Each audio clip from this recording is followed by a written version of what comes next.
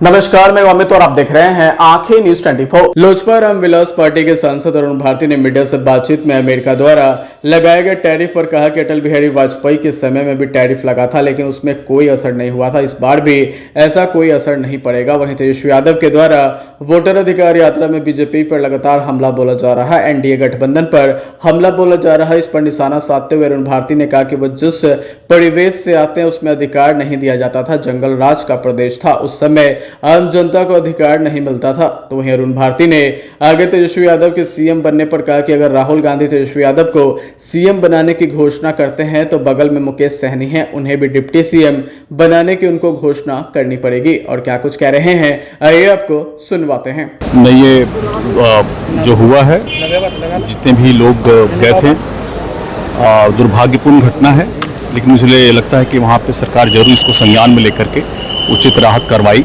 प्रदान कर रही होगी।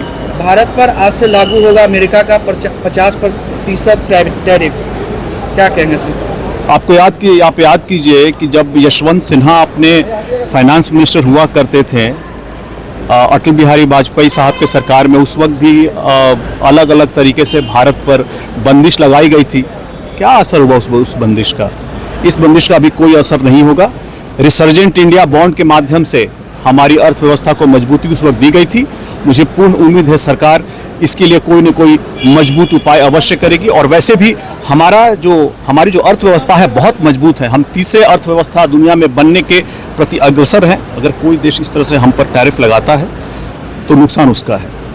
आरएसएस मोहन भागवत कहते हैं भारत माता के प्रति एक भक्ति उसके भीतर हमारे पूर्वजों की परंपरा है, जो हम सभी समान हैं, डीएनए पर भी गौर यह भी है, दर्शाता है 40,000 से भी ज़्यादा वर्षों तक भारत के लोगों का डीएनए का साझा कर रहे हैं।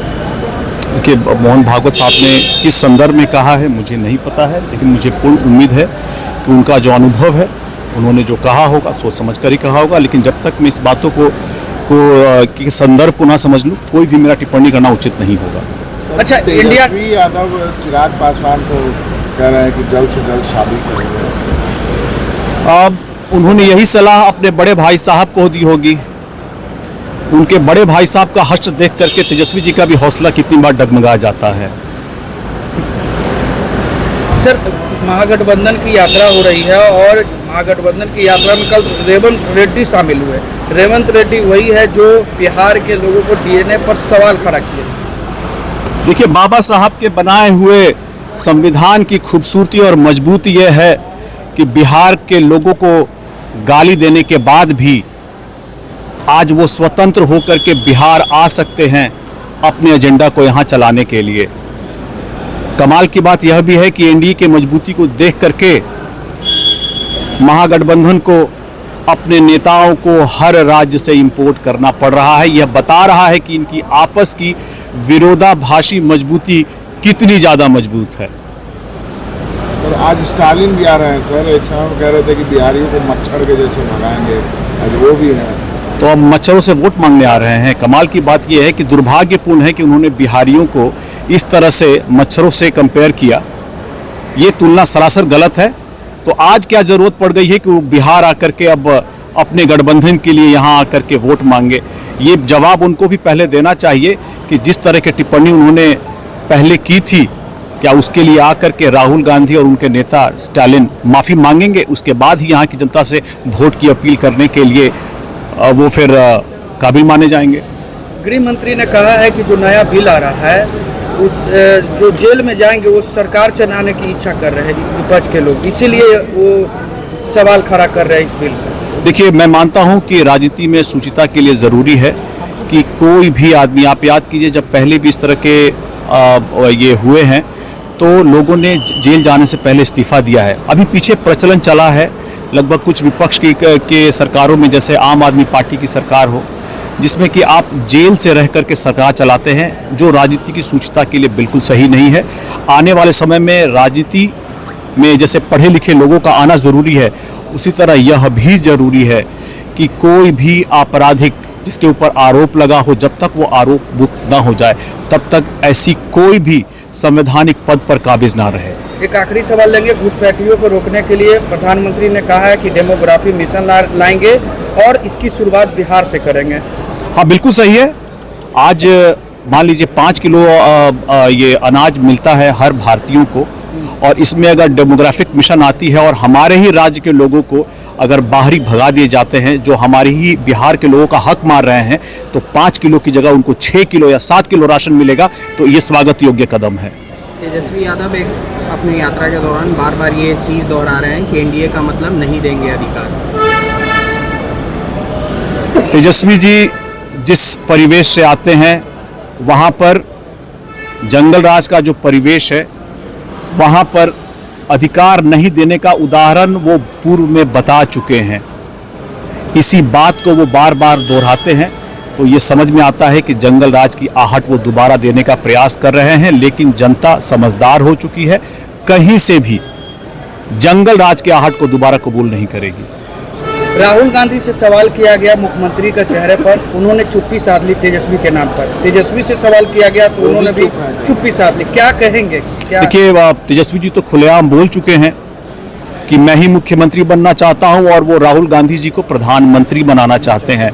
तो ये तो स्पष्ट हो चुका है कि राजद और तेजस्वी जी कांग्रेस की दिल्ली दरबार के सामने नतमस्तक हो चुके हैं। अब राहुल गांधी जी की दुविधा है कि अगर वो तेजस्वी जी को मुख्यमंत्री बनाने के लिए घोषणा करते भी हैं, तो उनके पीछे से मुकेश सहनी जी टुकुर टुकुर देख रहे होते हैं कि हमें भी उप मुख्यमंत्री का घोषणा मेरे लिए भी किया जाए, और राहुल गांधी जी के लिए यही दुविधा है।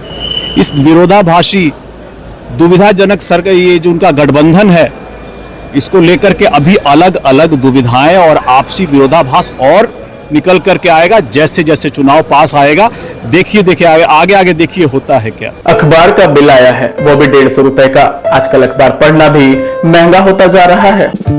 अरे बस इतनी सी बात। हाँ, अच्छा ये क्या है? ये है बिहार झारखंड का उभरता हुआ न्यूज पोर्टल, जहां मिलती है देश दुनिया, बॉलीवुड और खेल से जुड़ी सारी खबर, वो भी बस एक क्लिक पर। अच्छा हाँ, अगर आपको भी रहना है न्यूज से अपडेट, तो आज ही सब्सक्राइब करें हमारे न्यूज पोर्टल को। आंखें न्यूज 24, नजर हर खबर पर। अगर आपने अभी तक हमारे चैनल को सब्सक्राइब नहीं किया है, तो हमारे चैनल को जल्द से जल्द सब्सक्राइब करें, लाइक करें, शेयर करें। राजधानी पटना में कई वर्षों से शिक्षा में उत्कृष्ट योगदान दे रहा है Lohia Nagar mount Carmel high school, Kankarbagh, Patna, जहां नर्सरी से कक्षा 12वीं तक की होती है पढ़ाई।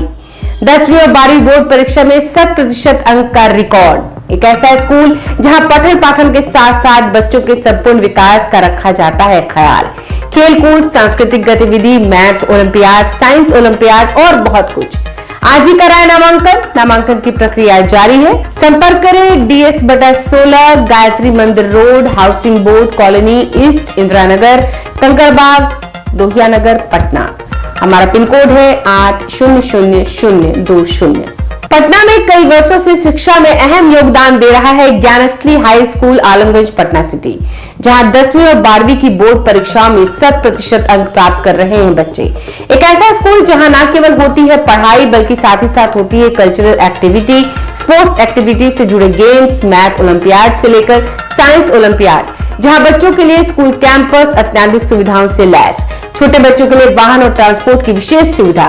तो देर किस बात की, आज ही कराएं अपना नामांकन Gyansthali high school, Alamganj, Patna city में, जहां नामांकन की प्रक्रिया जारी है। संपर्क करें पुलिस चौकी, Alamganj main road, near Alamganj थाना, पटना, बिहार 800007।